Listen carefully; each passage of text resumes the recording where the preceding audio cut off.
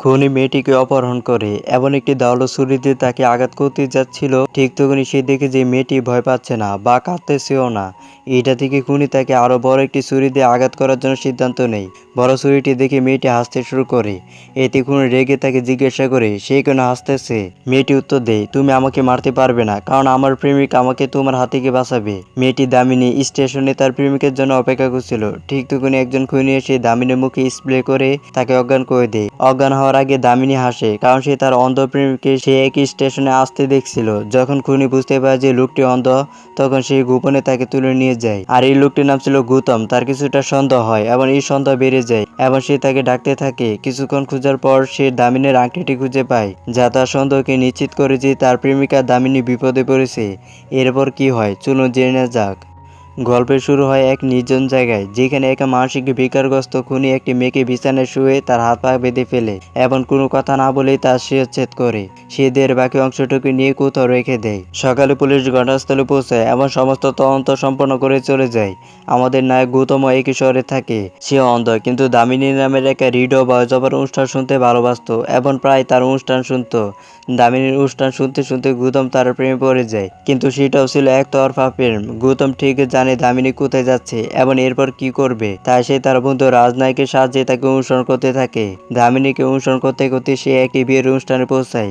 গৌতম গান গেয়ে তাকে মুগ্ধ করার চেষ্টা করে। শীঘ্রই সে তাকে বিয়ের প্রস্তাব দেয়, কিন্তু দামিনী প্রথমে তার প্রস্তাব প্রত্যাখ্যান করলেও গৌতম বেশ মুগ্ধ হয়। অনুরোধ করার পর দামিনী তাকে বলে, ঠিক আছে, আমি কাল একটা জায়গায় যাচ্ছি, তুমি যদি জায়গাটা খুঁজে বের করে সেখানে আমার সাথে দেখা করো, তাহলে আমি তোমার প্রস্তাবটা মেনে নিব এবং বিশ্বাস করব যে সত্যি তুমি আমাকে ভালোবাসো। তাকে একটা ইঙ্গিত দিয়ে সে গৌতমকে কালকের অনুষ্ঠান মন দিয়ে শুনতে বলে।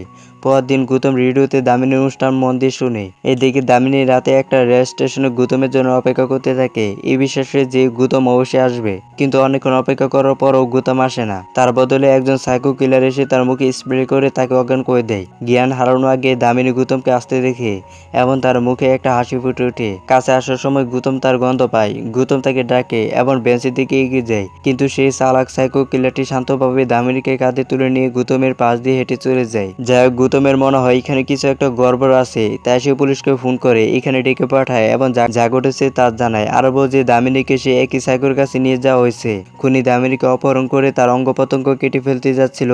এমন সময় তার চোখে পড়ে দামিনীর মুখের উপর, যেখানে কোনো ভয়ের চিহ্ন ছিল না, বরং সে হাসতেছিল। খুনি তাকে জিজ্ঞাসা করে সে কেন হাসতেছে এবং তার মুখে কোনো ভয় নেই কেন। দামিনী তাকে বলে যে আজ থেকে ঠিক 7 দিন পর জন্মদিন এবং জন্মদিনের মধ্যে যদি সে গৌতমের কাছে পৌঁছাতে না পারে, তবে সে তাকে যে কোনো জায়গায় খুঁজে বের করবে। এই কথা শুনে খুনি দামিনীকে হত্যা করে না এবং তার চ্যালেঞ্জ গ্রহণ করে। কিছুক্ষণ পর খুনি বাইরে গিয়ে একজন পতিতা বার করে তাকে অজ্ঞান করে নিজের জায়গায় নিয়ে আসে। সে দামিনীর বদলে তার অঙ্গ প্রত্যঙ্গে বেঁধে ফেলে এবং শিরচ্ছেদ করে। এসব করার পর খুনি দামিনীকে বলে যে যখন গৌতম তাকে খুঁজতে এখানে আসবে, সে তার মাথা কেটে তার হাতে রাখবে আর তোমার মাথাও কেটে তার হাতে রাখা হবে। পরদিন খুনি তার লাশটি বাইরে ফেলে দেয়। শীঘ্রই পুলিশ এসে পৌঁছায়। পুলিশ অফিসার কমিশনারকে জানান যে দামিনীর বাবা বলেছেন যে লাশটি দামিনীর নয়। লাশের খবর শুনে গৌতম ঘটনাস্থলে এসে পৌঁছায়। গন্ধ শিখে সে বুঝতে পারে যে এটা দামিনী নয়। গৌতম সঙ্গে সঙ্গে সুশীলা নামের এক মনোরোগ বিশেষজ্ঞের কাছে গিয়ে জানায় যে দামিনী এখনো বেঁচে আছে। ডাক্তার সুশীলা ব্যাখ্যা করে যে এমনটা হওয়ার কথা নয়, কারণ খুনি অপহরণ করার প্রত্যেকটি মেয়েকে মেরে ফেলে, তাহলে দামিনীর ক্ষেত্রে আলাদা কি আছে।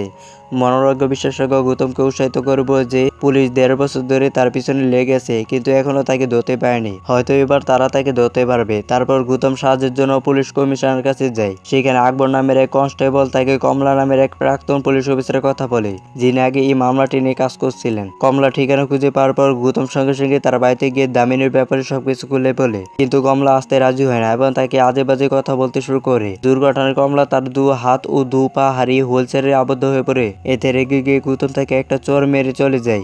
এদিকে পুলিশ তার এলাকায় এসে একটা মহিলাকে জিজ্ঞাসাবাদ শুরু করে। মহিলাটি বলে, রানী কাল রাতে আমাকে ফোন করে বলেছিল যে সে তার খদ্দরের কাছে আছে। তার খদ্দরে তাকে একটা সুন্দর গাড়িতে করে কোথাও নিয়ে যাচ্ছিল আর সে দেখতেও বেশ সুদর্শন ছিল। এ তথ্য সংগ্রহ করে পুলিশ জানতে পারে যে খুনি একজন ধনী ব্যক্তি, বয়স প্রায় 8 থেকে 30 বছর। তার নিচে 1-2টি বিলাসবহুল গাড়ি আছে। সে রাতেই কমলা তার মায়ের সাথে গৌতমের বাড়িতে আসে।